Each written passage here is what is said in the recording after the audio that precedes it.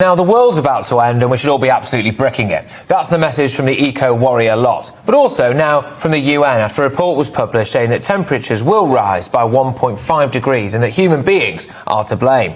Yes, but what human beings? You, me? Or is it a small collection of fossil fuel and oil and gas companies? Is it the likes of Prince Harry and co, the do as I say, not as I do lot, who think nothing of taking a gas-guzzling car convoy to the airport before hopping on private jets to go and meet their celebrity mates, so they can sit there and talk to each other about how worthy and great they are, drinking £50 a cup herbal tea and listening to Elton John butcher an acoustic rendition of Come By Our. Make no mistake, net zero and the climate crisis will be the big battle of our time. It will hit you in the pocket and it will hit you right in the civil liberties as well.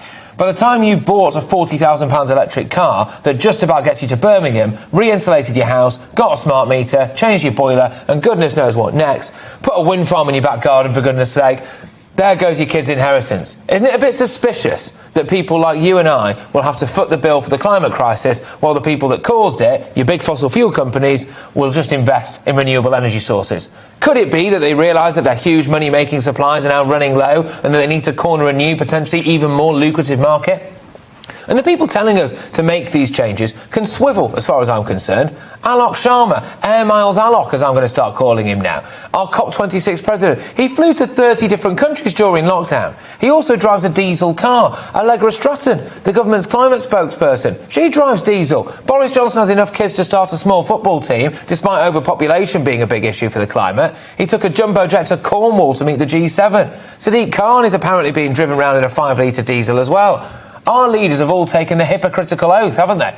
But it's not just the hypocrisy of it all. There's something more sinister around the corner. The use of the climate crisis as a way of undermining our civil liberties. You can't travel here because of the environment. You can only use so much energy per day. We're taxing you and making you pay through the nose with new green taxes. And meanwhile, we have Extinction Rebellion protesters, a group of people who claim to care about polluting the environment but aren't afraid to emit a few noxious gases of their own, planning a never-ending protest. They're planning on taking control of 8 different sites in London from August the 23rd and staying there until we've solved the climate crisis.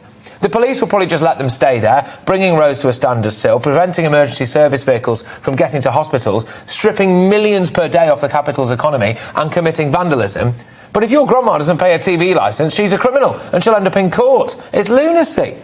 That lot need to have a good wash and get a job as far as I'm concerned. And as for our world leaders as well, until you start pulling your weight, driving electric cars, paying for your own costs when it comes to radically making your own personal life greener and greener than the Emerald Isle, I'm not going to change mine.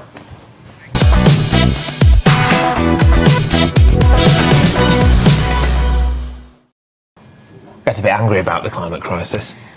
Yeah, and I get why, and it's the hypocrisy, isn't it? We saw the hypocrisy throughout COVID, probably exemplified by Matt Hancock. But the government have done it. The government have done it so much, and people do take notice. I mean, people will care that Alok Sharma, who's sort of the president of COP26, this big climate conference that's taking place, isn't even driving an electric car himself. I mean, I know he said, oh, well, I will get one. Ed Miliband did the same thing. He was doing media rounds, lecturing everybody about how we need to go green and how, diesel cars need to be banned. And they asked him what car does he drive. He doesn't even drive an electric either. No, it is. But this is a really box office final hour of this show for you, because we're going to be talking about all of that, Air Miles Alok, but we're also going to be, of course, discussing as well whether or not Britain has a gambling problem. I feel very strongly about this. No Mercy does as well. I think that a lot of these gambling firms really do deliberately target the worst people, the worst areas of society, the poorest areas of society, plunging people into poverty